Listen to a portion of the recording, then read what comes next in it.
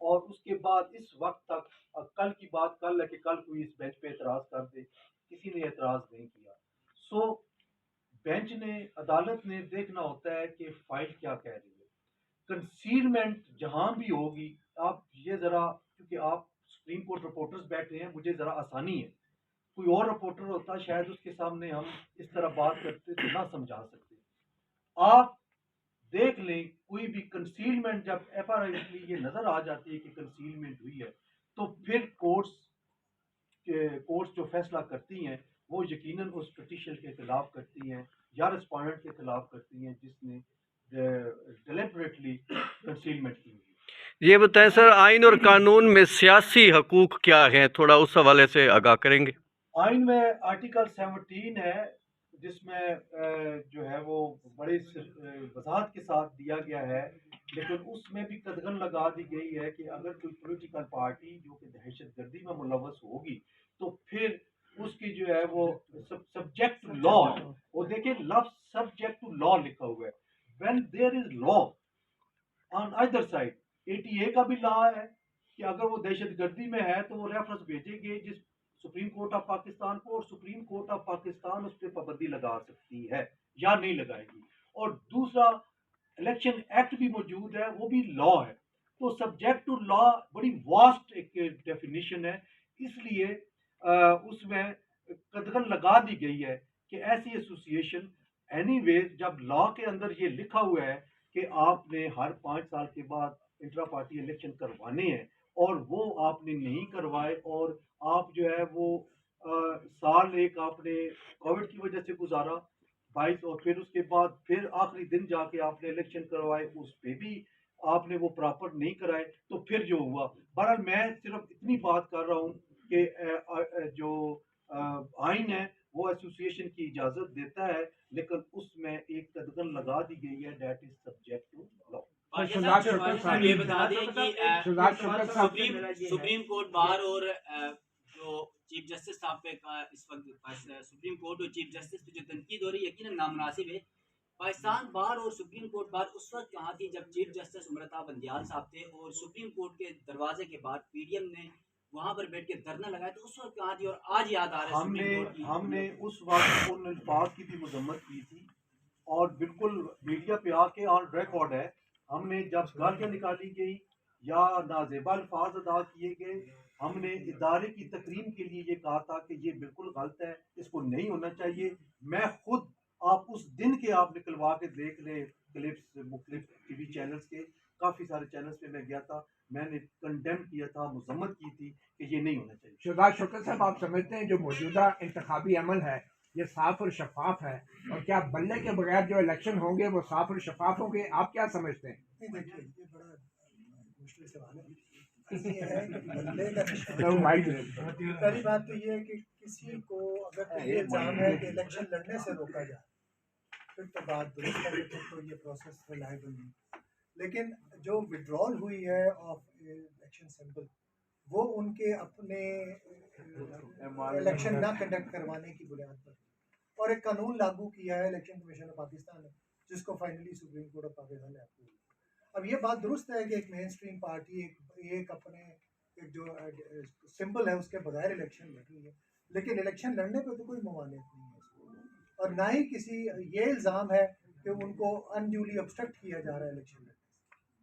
साहब ये बताएं कि आज की जो प्रेस कॉन्फ्रेंस है इसमें एक तासुर ये जरूर मिल रहा है कि शायद हमारी जो वकला तंजीमें हैं ये फ्रीडम ऑफ एक्सप्रेशन के ऊपर पाबंदी की हामिल है। जो बात इस वक्त की गई, ये पहले भी ये फील होता रहा है कि कुछ कुव्वतों की या कुछ लोगों की यह ख्वाहिश रही है कि सोशल मीडिया के ऊपर पाबंदी लगे।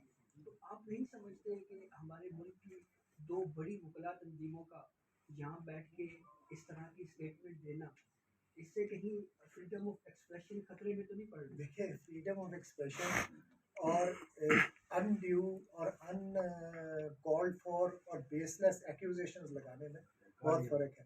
आप ज़रा पिछले 3 दिन की जो सोशल मीडिया पे जो कुछ वायरल हुआ है, तस्वीर, ऐसे ऐसे इल्ज़ामात हैं जिनकी कम से कम कोई ऑथेंटिसिटी तो हमें कोई बताए ना। फलानी मीटिंग हुई थी, उसमें ये मुतालबा किया गया था, उसका अमन there has to be some basis for a statement being made in public. Freedom of expression जो है वो शुतरे पे वहां तो नहीं है, उसको किसी न किसी दायरा कार में तो रहना है। और इल्ज़ाम लगाने वालों से कम ये पूछा जाना कि आपके जो इल्ज़ाम है इतना आउटरेजियस है, कोई आपके पास इसका सबूत है? आप मीटिंग्स का कहा जा रहा है जी फलानी मीटिंग हुई, एस्टैब्लिशमेंट ने ये कर दिया, उसकी कोई बेसिस तो है नहीं, सिर्फ मासूम अवाम को गुमराह करने के लिए तो आप जो मर्जी कहते रहे। फ्रीडम ऑफ एक्सप्रेशन बिल्कुल होना है, आइन इसकी जो है सेफगार्ड करता है, लेकिन it has to be within the limits. Haroon Rashid साहब, क्या ये लेकिन गालियों की इजाजत नहीं है। अच्छा, हारून रशीद साहब, क्या ये एक हसीन इत्तेफाक है कि चीफ जस्टिस और बार की तंजीमें और इस्टेब्लिशमेंट एक ही सफ़े पे है बल्ले के निशान के हवाले से? ऐसी बात नहीं है, हम कॉन्स्टिट्यूशन पे रिलाई करते हैं और सुप्रीम कोर्ट की जब जजमेंट आती है तो वो एक फाइनल जजमेंट होती है। हम कोर्ट को हम भी एतराज़ कर सकते थे अगर उसमें कोई लक्यूना होता या कोई अनकॉन्स्टिट्यूशनल या इलीगल बात होती या किसी को लीगली या इलीगली डिप्राइव किया गया हो, तो आप जजमेंट पढ़ लें। आपको एक एक लाइन जब पढ़ेंगे तो आपको ये ऐसा महसूस नहीं, होगा। एस्टेब्लिशमेंट की मुदाखलत है या नहीं है मौजूदा अमल में? आपकी क्या पोजीशन है बात करने में? ये बदियुल्लाह जान साहब, आप बेसलेस बात कर रहे हैं। कोई मुदाखलत नहीं, आप किस एस्टेब्लिशमेंट, हमारे ऊपर कौन सी एस्टेब्लिशमेंट का असर है? नहीं, बताएं आपका नहीं, आपका तो कहा ही नहीं। आप नाम बताएं। मैं कह रहा हूँ इंतखाबी अमल नहीं, में नहीं, आप अपने ऊपर क्यों ले गए? अब आप बताएं, आप अपने ऊपर क्यों ऐसे ना लेकर करें, गए ये ऐसे ना बात? करें आप। नहीं, आपने ये कहा है आपने मुतल्ला आपके साहब, पास आपने भाई आपने ऐसे ये ना कहा करें। है बारे और एस्टेब्लिशमेंट सुप्रीम कोर्ट और सुप्रीम कोर्ट एक पेज में नहीं है। है एक पेज पे। नहीं, आप नहीं, पहले आप आने ना, आपने जो- आप कभी सवाल करते हैं और फिर कहते हैं मैंने आपका नहीं, मैंने सवाल किया, आप कहते नहीं है। आपने तब्दील नहीं किया अभी तक, अभी तक तब्दील नहीं और किया। मुझे ये अफसोस है, बड़ा पढ़ा लिखा माशाल्लाह बदियुल्लाह जान जैसे तजर्बाकार साहब भी बैठे हुए हैं, काश के जजमेंट के हवाले से, जजमेंट के अंदर से कोई ऐसी बात निकालते कि ये गलत उन्होंने लिखा है, तो हम आपके हम आवाज होके कहते आप वो हैं उसके कि लिए- बदियुल्लाह जान साहब आप बिल्कुल ठीक कह रहे हैं, काइंडली आज एक सेशन और कर लेते हैं एक आपसे। इंटरव्यू कर लेते हैं, कोई मसला नहीं। लेकिन इंटरव्यू लेकिन कर आप लेंगे। जजमेंट पढ़ लें, वो उसके पढ़ के बाद इंटरव्यू कर लेते हैं। नहीं, उसके बाद आप मेरे साथ बात करें। एग्जैक्टली। अगर उसमें ये हुआ कि जी ये 3 मेंबर बेंच ने ये गलत बात लिखी है, ठीक है। मैं आपके साथ हम आवाज होकर बात सर, मेरे करूंगा। सवाल का ये जवाब आपको- हारून रशीद साहब, मेरे सवाल का जवाब दे दें।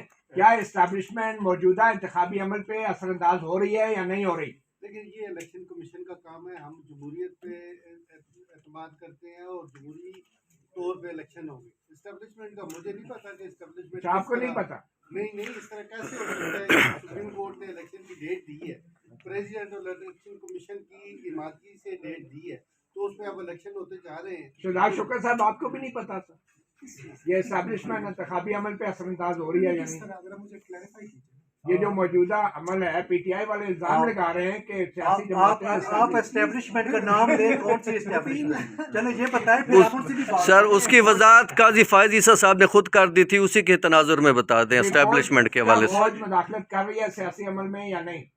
सियासी अमल में किस हवाले से जरा बताएं ना, कौन से ये अमल जो से? जितना इंतखाबी अमल हो रहा है, आपके ख्याल में फौज का इसमें कोई मुदाखलत है या नहीं? देखिए मेरी बात सुनो, फौज की मुदाखलत कब नहीं हुई और एस्टेब्लिशमेंट की मुदाखलत कब नहीं हुई? Thank you. 2018 में भी हुई, 2013 में भी हुई और अब भी हो रही है। और 1971 में भी हुई। हर दौर में होती है और हर दौर में तमाम political party irrespective of any person खुद सुपुर्दगी के आलम में है। कल ही जो लेटेस्ट पीटीआई के बानी चेयरमैन की स्टेटमेंट आई, उन्होंने कहा पिछले 18 महीने से मैं वेट कर रहा हूँ, मेरे साथ मुज़ाकरात नहीं कर रहे। कौन? वही एस्टेब्लिशमेंट जिसका नाम आप ले रहे हैं, जिसका नाम सब ले रहे हैं, और आप नहीं ले वही रहे। हम भी ले रहे हैं, वही नाम लिए ना। सो इसलिए आज एक सवाल मैं आपसे करता हूँ, आज अगर एस्टेब्लिशमेंट जनाब इमरान खान नियाज़ी साहब को कहे कि हमारे साथ मुज़ाकरात करें, क्या वो इसी तनख्वाह पे उनके साथ बैठ के काम करने के लिए तैयार हैं? आप बताएं। और मेरी बात सुने, जुल्म ये है कि जब प्राइम मिनिस्टर बनता है तो 176 वोटों से बनता है, और जब आर्मी चीफ की एक्सटेंशन होती है तो 342 के 342 खड़े होके कहते हैं जी हम इस पे हक में। कमाल करते हैं। हर पॉलिटिकल पार्टी खुद सुपुर्दगी के आलम में बैठी है कि हम हाजिर हैं आपकी गोद में बैठने के लिए। आप कमाल करते हैं। हम तो आए हैं कि सुप्रीम कोर्ट की तकरीर, सुप्रीम कोर्ट के जजेस की तकरीर हमारा फर्ज है। अल्फाज का चुनाव इतना मुनासिब किया जाए कि कम अज कम इदारे की तौहीन ना हो, ये है। और हमने जो इदारों का कहा है वो PTA FIA को कहा है कि आप वो लोग जो सोशल मीडिया पे गालियां दे रहे हैं, माँ बहन की गालियां दे रहे हैं, वो रोकें। बाकी फ्रीडम ऑफ एक्सप्रेशन शायद सबसे ज़्यादा हम हैं कि हमने हमेशा फ्रीडम ऑफ एक्सप्रेशन की बात की है। Thank you very much. आपके लिए चाय का अरेंजमेंट है।